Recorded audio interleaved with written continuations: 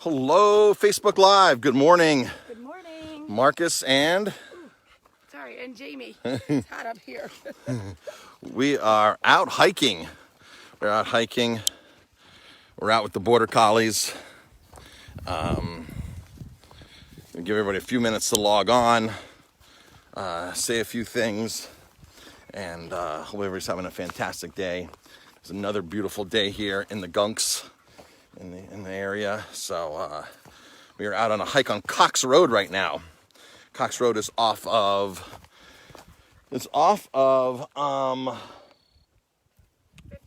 52. Cox Road is off of 52. So we are up here hiking. It's a 3-mile loop.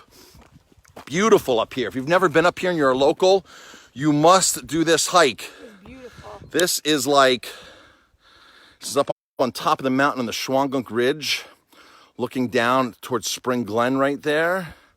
That's where Gold Mountain used to be, Gold Mountain Resort right there.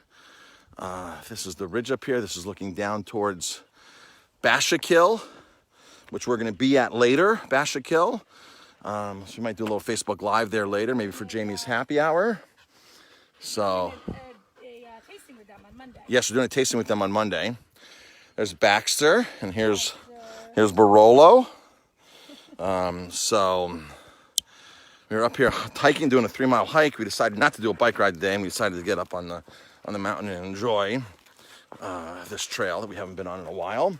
So people keep asking us that come into the restaurant, are the wild blueberries ready? Are they ready yet? Are the wild blueberries ready yet?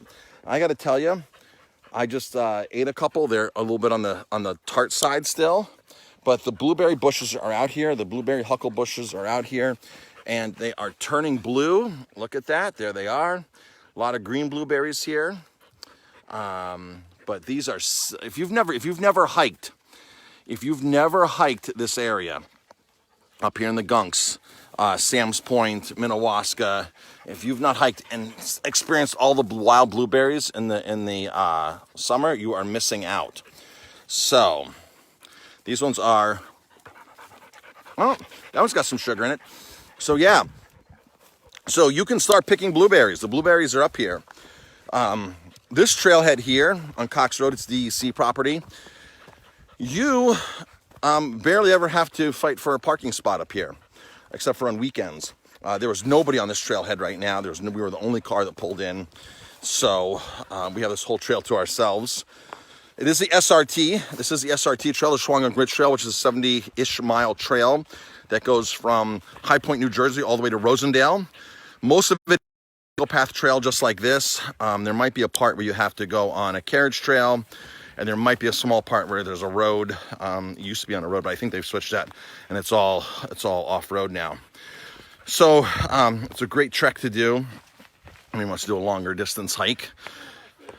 And this is part of the Long Path. The Long Path is a 350-mile trail that takes you from the George Washington Bridge all the way up into the Adirondacks on this side of the Hudson River. Connects all the parks. It goes here, goes into Minnewaska, goes up Lundy Road. There are some roads on that you have to hike. Fordamore Road. So Fordamore Road that's on there? I'm not sure. But the blaze you want to look for that is the green blaze. The green blaze is your markings for the Long Path. And really a great trail again. People hike through and they hike and they camp out. Sometimes you'll see people hiking with big backpacks and tents when you're out on this trail. So, but while you're on these trails, you want to be watching for the blazes. The blazes are painted on rocks and trees, rocks, ground. And you can see they've done some maintenance here. If you want to volunteer, contact the New Jersey, New York Trail Association. And you can see they've come through here and trimmed, made this trail possible. It's volunteer work. Great. So if you're looking for an organization to volunteer for, great organization, the Trail Association, reach out to them.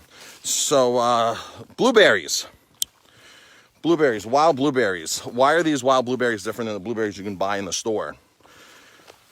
Major difference nutrition-wise in a wild blueberry.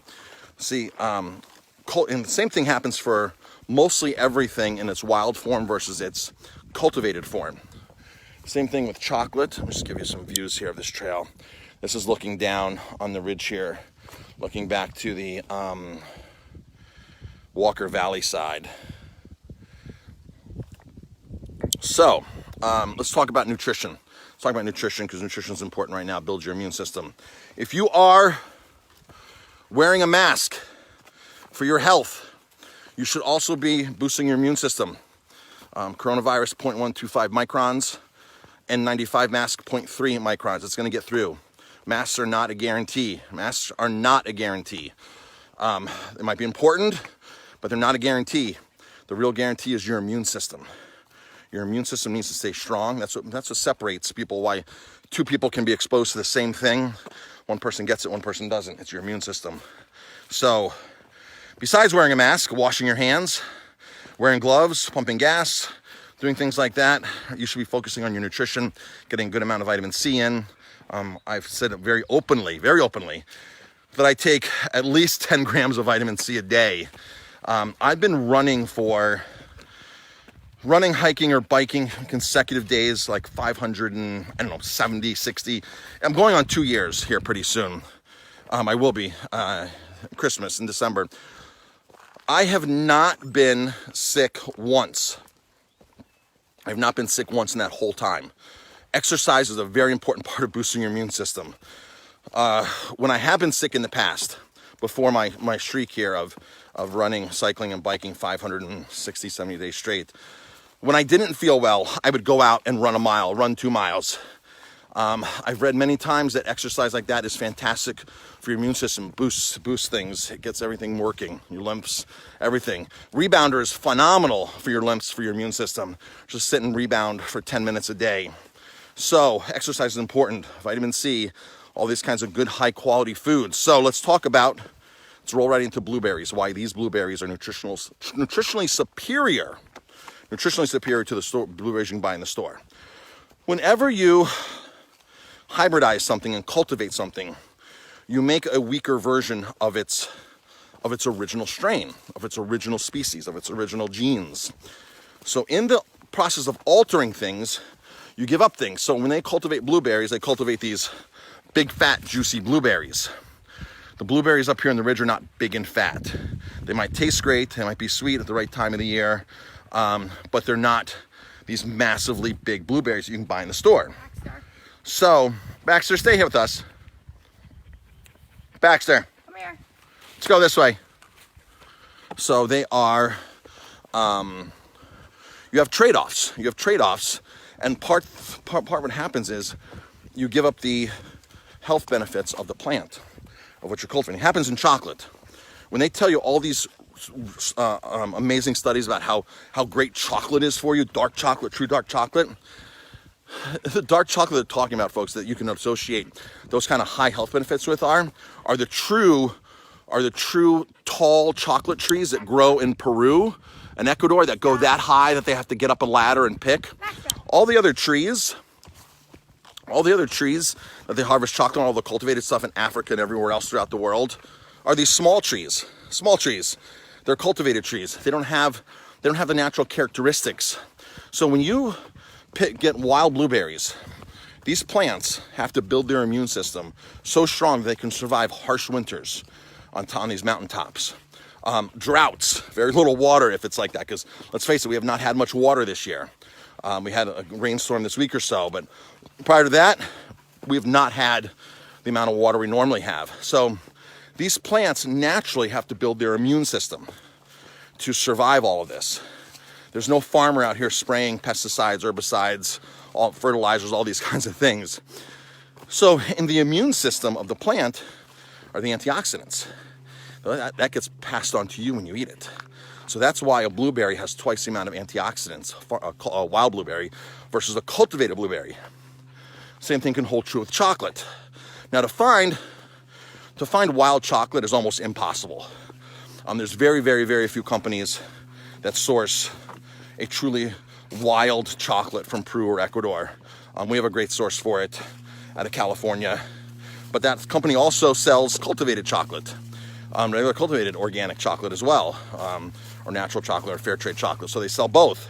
So as a chef or as somebody who's into chocolate, you actually have to request that and make sure that's what you're getting. So very super important when it comes to nutrition. So when we buy our food at Aromatime, it's hard to use one vendor because we find a vendor for chocolate, we find a vendor for salt, we find the supplier for this, we find the supplier for that, and it's impossible to do what some restaurants do and just call Cisco or US Foods and get all this stuff. We have an amazing source for wild blueberries, Maine blueberries, which we do our blueberry crisp, which our blueberry crisp is coming back this week. That comes out of Maine, these wild blueberries. In fact, there used to be a wild blueberry industry on this mountain until the late 60s, possibly early 70s, I've heard, where the huckleberry pickers, blueberry pickers would come out, pick blueberries, the huckleberries, and make a living off of it. And there was enough supply to go around. That industry is long gone as of the late 60s, early 70s. But there used to be a very active industry here that supported that. And you could actually commercially buy these. Now, there are some people that come out and pick a ton for a small company and make jams and jellies and pies and things like that. But as far as a constant supply of year-round frozen and this and that industry is long gone. But the blueberries are still here. That's the good news. The blueberries are still here. Be cautious when you're up here on the mountain for rattlesnakes. Rattlesnakes don't want any trouble. That's the one hint to say about rattlesnakes. They don't want any trouble. They don't want to be bothered. They don't want to bother you. They'll pop their head up when they're on alarm, when they're like, okay, what's going on? They'll rattle and give you the warning first. You got plenty of time, unless you step on it. You got plenty of time to get away when it starts rattling. There's warning. It says, I don't want to, but if I had to, I'm telling you right now, don't make me mad. Copperheads, on the other hand, are aggressive, and they will go after you. But I've been next to many rattlesnakes up here. I've seen people step right next to them, literally within 6 inches of big rattlesnakes, and the snake just sits there. So just be very wary. If you have leather gaiters, if you're going to start going into and start walking through blueberry fields like that, to forage blueberries, if you have leather gaiters for your ankles, I would recommend leather gaiters. Because if you do step on a snake and it goes to bite, it won't puncture the leather gaiters. They do sell those leather gaiters, or Gore-Tex gaiters. I'm not sure if Gore-Tex would work, but leather would, because I've seen them. Seen people wear them. I've seen them online for sale. Australian companies make them a lot. I guess there's a real issue in Australia for snakes. People are out like that. So rattlesnakes do tend to blend in. They are several different colors. If you're concerned about it, go online, look at all the different colors of timber rattlers here. And there's very rarely cases of these snakes biting people, because they just are very docile snakes. They don't want to be bothered. They give you plenty of warning to get out of the way. So, but just beware, they are here. They are definitely here. I see them every year when I'm out in the trails here. So let's see. Some good news this week that we got from the county, that we got from one of the county officials, that we are allowed to start serving on real plates when you sit down at the restaurant. For a while, it was all to-go plates, and maybe there was some confusion about this. And I think might have been some confusion, but we got an official word this week from the county that, hey, you guys are okay to start serving your guests when you're sitting outside in the patio or inside the restaurant. You guys are okay to use real china. So that's great news, real plates. I feel uncomfortable still with that. People can choose to get to go. So if you're uncomfortable with that, Jamie's saying you can choose to get to-go containers still. It's your comfort level. Just let your server know. I would say the one advice that we can say to all diners, all people that go out to eat right now, if you're not comfortable going out to eat, don't go out to eat. Take out food. They take out food. Don't make the restaurant crazy. Ask us to put it in the back of your car. Give us your Right. card. There's still people. A lady came in the other day and like Jamie went to approach her well within that 6 foot barrier, and she put her hand up right away and like didn't want to come into the restaurant, stopped us, and and had a couple words with Jamie, like, it's worse that you're the owner. Jamie's like, what did I do? And then she did that to a guest trying to walk in the other door because she occupied the front door. She should have called us and said, I'm uncomfortable coming in. Can you leave my food outside, or can you deliver it to me outside? I'll pop my trunk, or drop it on the front table in front where there's zero interaction. But she was handing us her credit card and telling us to get away from her at the same time. We understand that everybody's comfort levels are different. We're not saying you're right or wrong, but if you're at that kind of a level, do what you can not to make another business crazy. Because believe it or not, they are, especially in the restaurant industry, we are serving other people. And in this, You know what? Everybody's anxiety level and comfort level is different. it's different. And we're not saying what's right or wrong. You're a guest or an employee. We're not saying what's right or wrong, but we're just saying do what you can to minimize your whatever with that restaurant. This person actually stopped guests from walking in the door, and there's nobody else in the restaurant because we're not seating inside. Everybody's outside, but they weren't coming in to either pick up food or go outside to eat and through the back. She actually stopped them from walking in. So, Remember, and we're fine. here with the masks on. And it's hard to hear with the masks on, Jamie is saying. It's hard to talk with your mask on. So that adds another burdensome communication barrier, is that mask sometimes, because our words are muffled. So again, Jamie and I are up here hiking on Cox Road.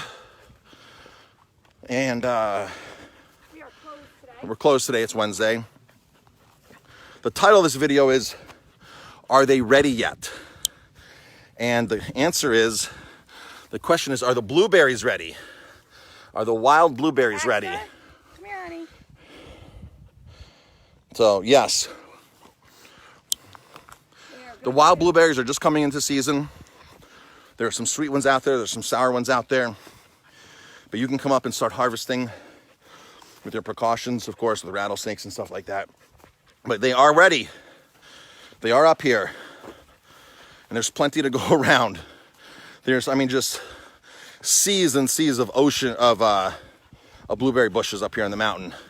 If you did Verkady Kill Falls, that trail right there, it looks like there's just miles of this stuff. And it's all over here. So we are closed tonight. We'll be back open tomorrow, Thursday. $9.99 burgers to go tomorrow night. $9.99 burgers to go. Anything else, Jamie? Our weekend, yes. Lobster bakes. We got 2 options this week for lobster bakes. We're bringing in live lobsters, whole lobsters, and we're bringing in lobster tails. We're giving you the choice this week. We decided to give you the choice this week. There is a price difference. Jamie and I spent the first 20 minutes of this hike with our out going over the numbers and trying to make it work. And lobster tails are just more expensive than lobsters. There's less work. They're easier to eat. They're more money. They're 20, I think we came up with like 22% more this week. So we are forced to raise the price for tails. And people have told us they don't mind paying more for the.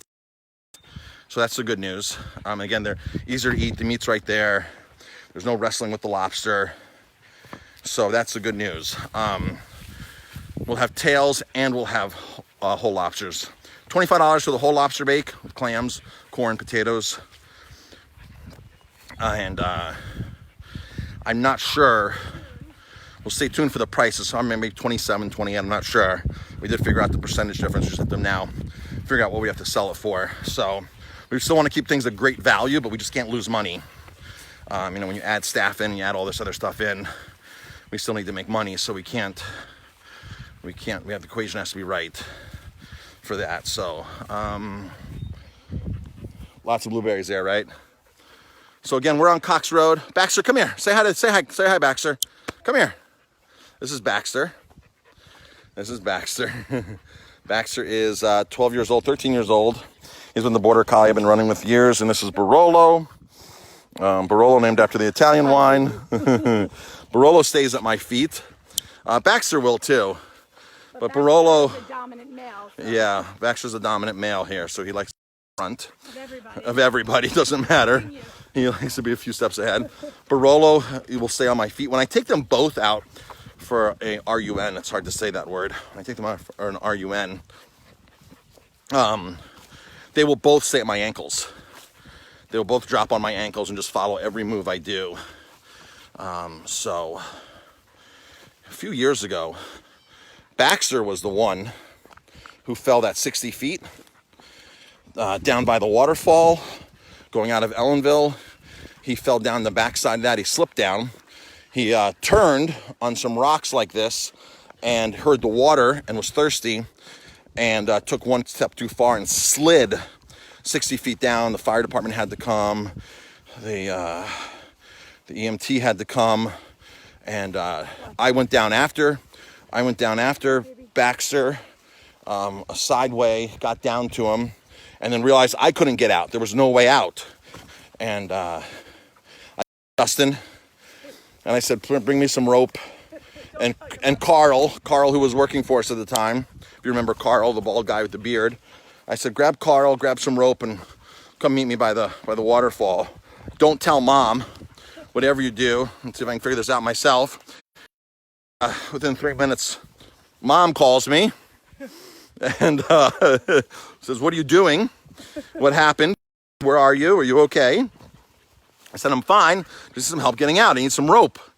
Carl and Justin can probably figure this out.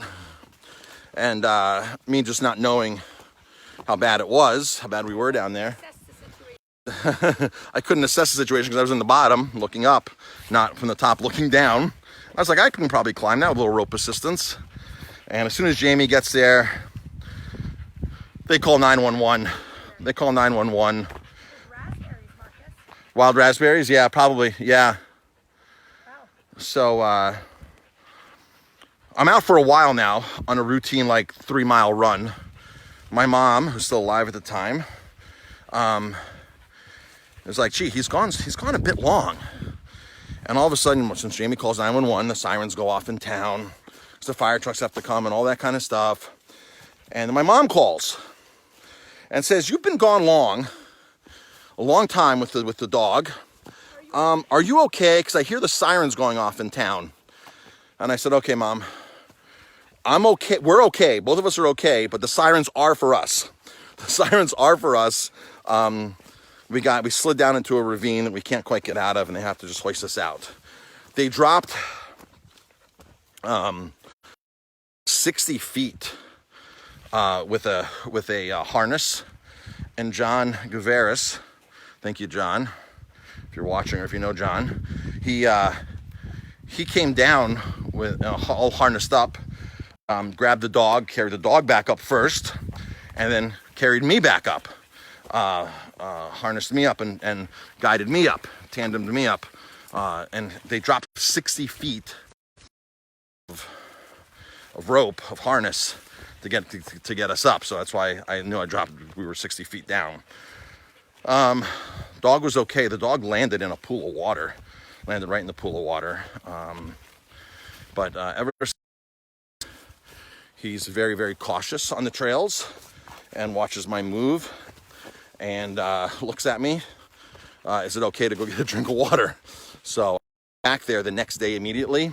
After we got out of this, we actually ran back to the car.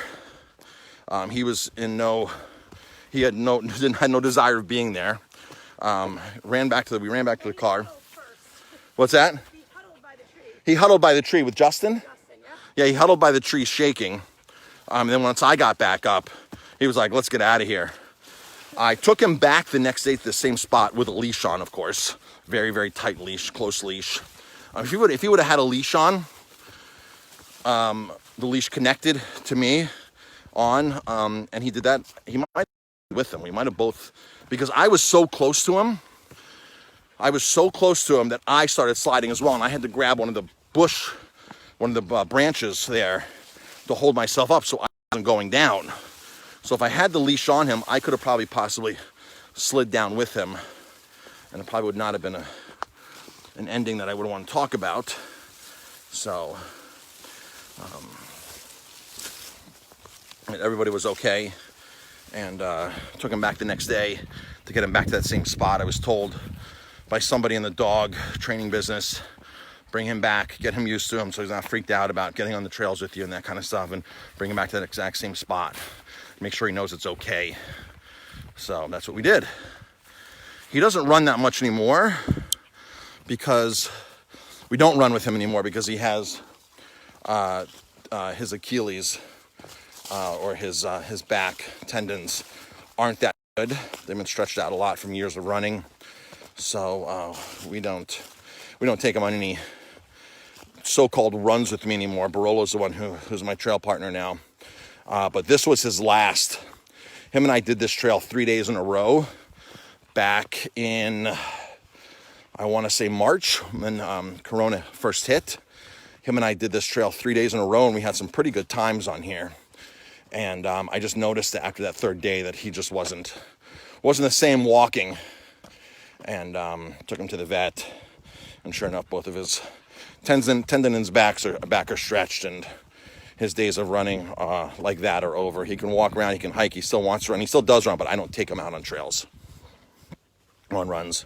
Barolo's the one who goes with me on the run.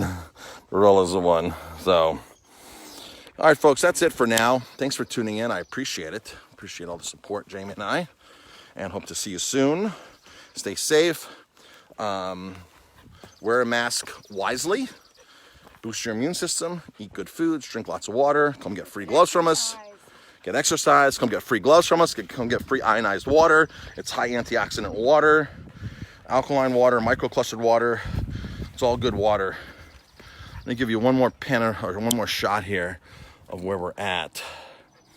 Some rocks, some crevices, right here, right off the trail. And again, this is Cox Road where we're at. It's a 3-mile loop on Cox Road. You can go all the way to Ellenville, you can go all the way to Sam's Point, you can go all the way to Ferguson Road and Phillipsport. So this trail goes both directions. Volunteers have come through here and trimmed it up, made it so you can pass through it. Thank you, volunteers, we appreciate it. If anybody, they were just here. More wild raspberries. If anybody ever volunteers here with the Trail Association, we're happy to give you pizza afterwards. We've always had that offer out there. So if you're volunteering on trail maintenance, we're happy to feed you afterwards for your hard work. We appreciate it. I know Jamie and I really appreciate the trails being maintained. So just let us know when there's any organized. Let us know when there's any organized trail cleanups. Let us know and we'll feed you afterwards. All right, folks, that's it for now. Have a fantastic day, and we'll see you later.